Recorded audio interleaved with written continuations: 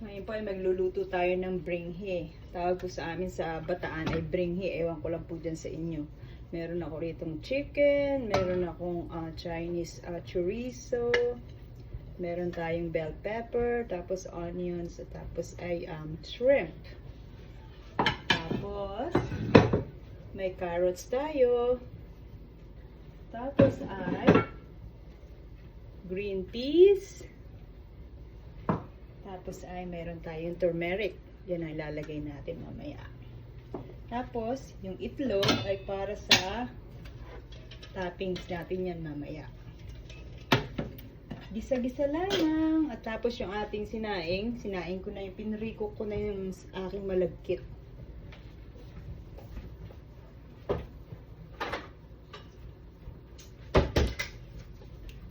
Tapos alam mo naman sa Canada, wala naman tayong fresh na nyug. Kaya eto, dilata. Yan ang ating gagamitin. Okay, gisa-gisa lang tayo. Unahin natin ang sibuyas.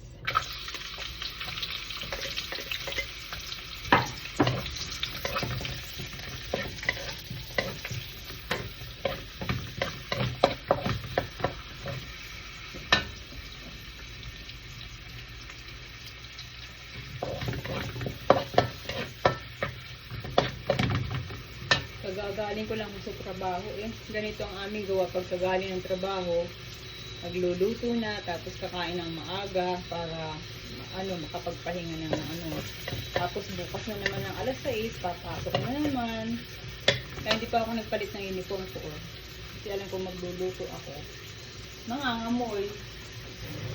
Yan, buksan ko muna yung aking coconut. So,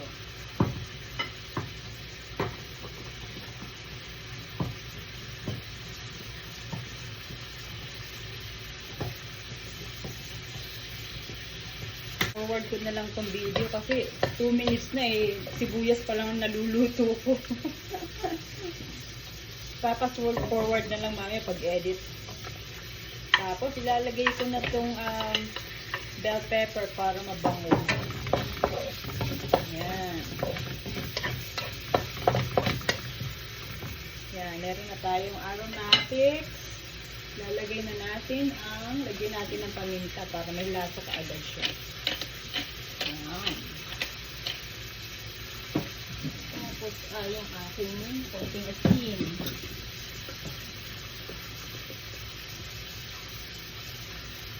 Ako po ay hindi naglalagay ng mga betching sa kaanot. Ayaw ko po yung ganun.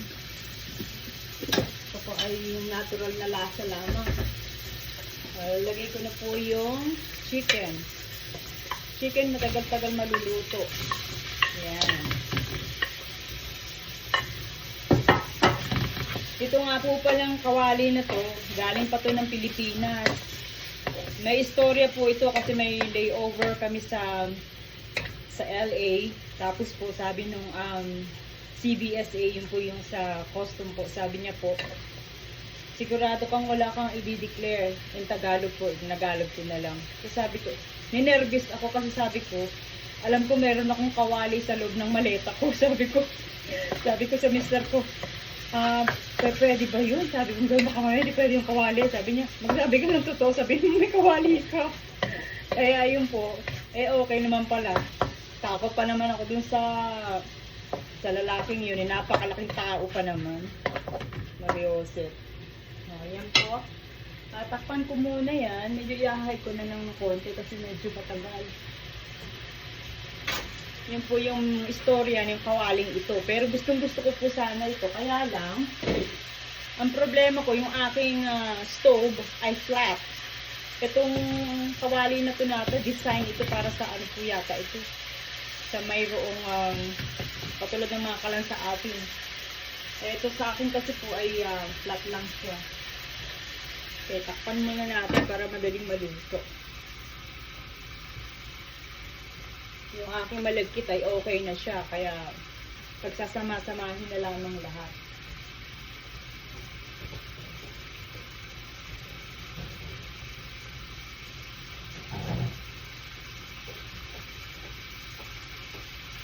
Tapos para ho hindi maamoy sa bahay, yung aking garlic, ano na siya, fried garlic na siya.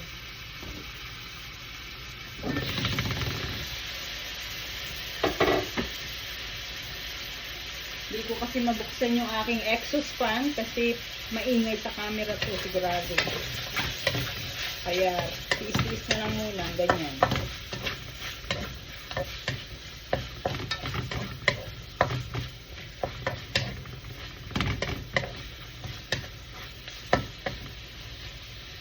Yan, kaya medyo pawisan-pawisan pa po tayo. Pinagaling sa trabaho.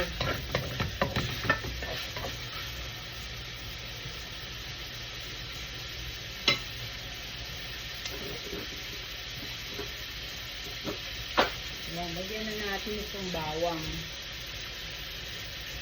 Konti lang muna, mamaya na yung dagdagan.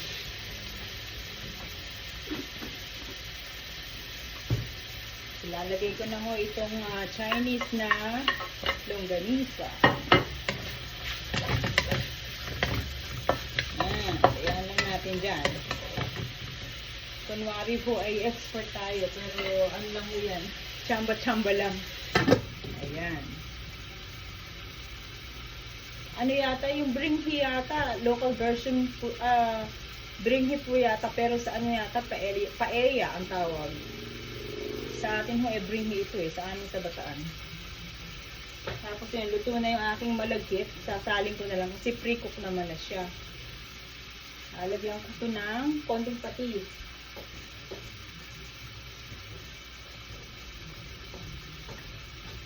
Ay, 7 minutes na ho, hindi pa naluluto yung karne ko. Palagay ko forward to na lang ito mamaya. Matagal pala itong lutuin. Ayan. Uy, patis.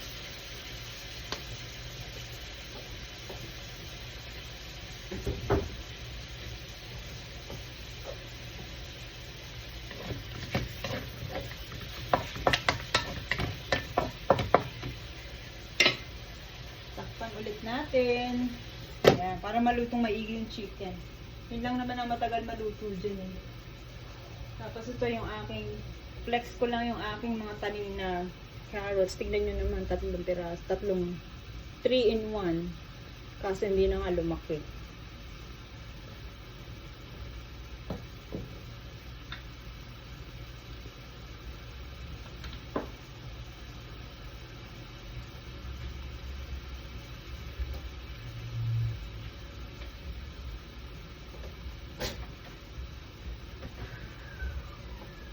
Yung aking sinaing na malagkit ay nilagyan ko ng pandan. Ang bango-bango niya.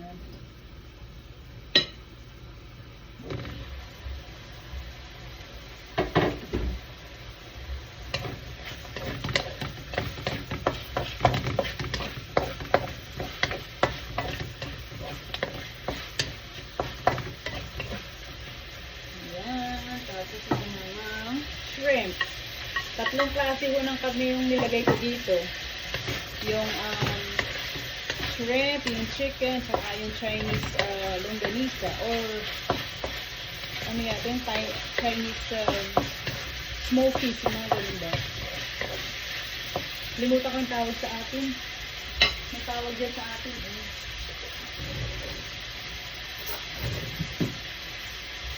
Ayan. Pakit-pakit. Tapos ito naman ho yung ating carrots, isasama ko na rin para sama-sama sila dyan. Kasi luto naman na yung malagkit ko.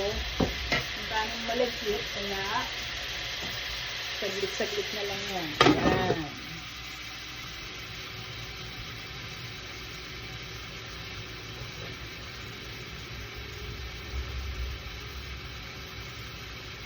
Hindi ko to gustong coconut na to kasi ano to maano sa ibabaw, tumitigas sa ibabaw.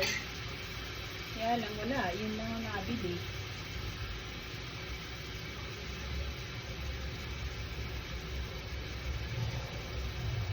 Lalagyan na natin ng turmeric. Yan, para magkulay dilaw. Saka yung lasa niya.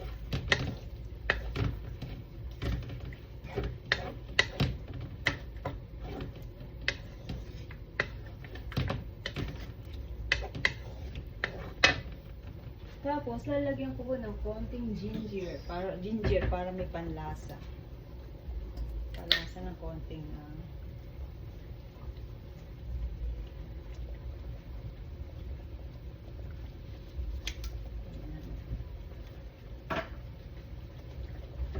yan, kulo-kulo na lang. Tapos ilalagay ko na yung malagkit.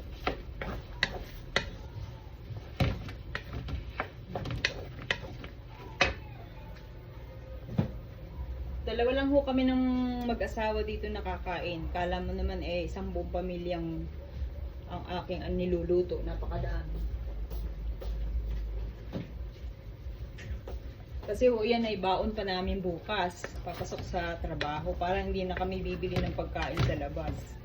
Lalo ho yung mister ko na palaging McDonald's na lang ang binibili pagka walang baon. Kaya pinababaunan ko siya. Ilalagay ko na ho yung malagkit ko, yung kaning malagkit na niluto ko.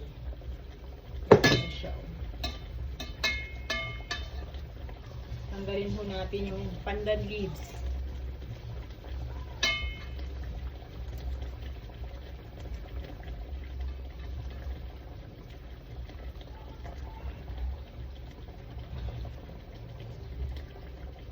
Ito ho yung kanin, lalagay ko na.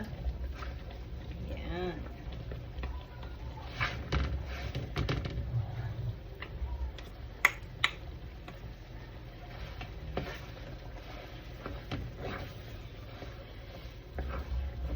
Low-low lang natin ng konti, baka masunog.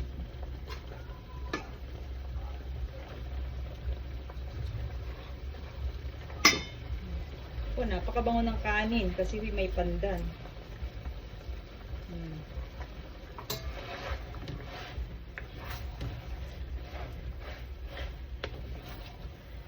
Yun nga ho, hindi ko alam kung ito ba yung paella na sinasabi o yung sa amin kasi nga sa Bataan ay bringhi lang naman ang tawag dito. Kaya no bashing ha, hindi ko kasi alam. Alam naman na hindi naman tayo po na expert na cook. Tayo po ay isang dakilang may bahay lamang. Ayan, di maganda na siya. Kulay dilaw na po. Yes!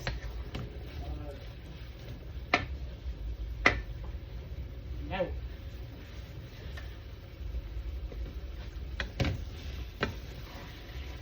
Ayan, patutuyuin lang po natin siya.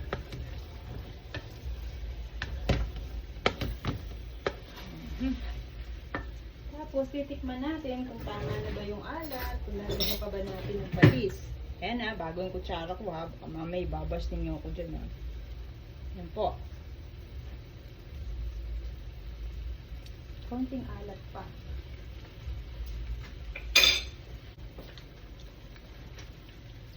Yan. Oh. Konting patis lang po. Na po siya. Yan. Oh. Di ba po? Ang ganda. Oh. Oh. Yan. Ganda niya. Oh. Luto na po siya. Satisfied na po ako sa lasa. Ayan.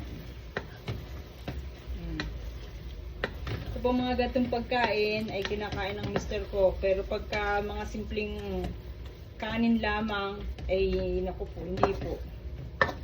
Ayan, ayan po. Tapos po yan, lalagyan ko na lamang yan ng toppings na itlog. Yung itlog ko po ay aking pagbabalatan maya maya. Salamat po.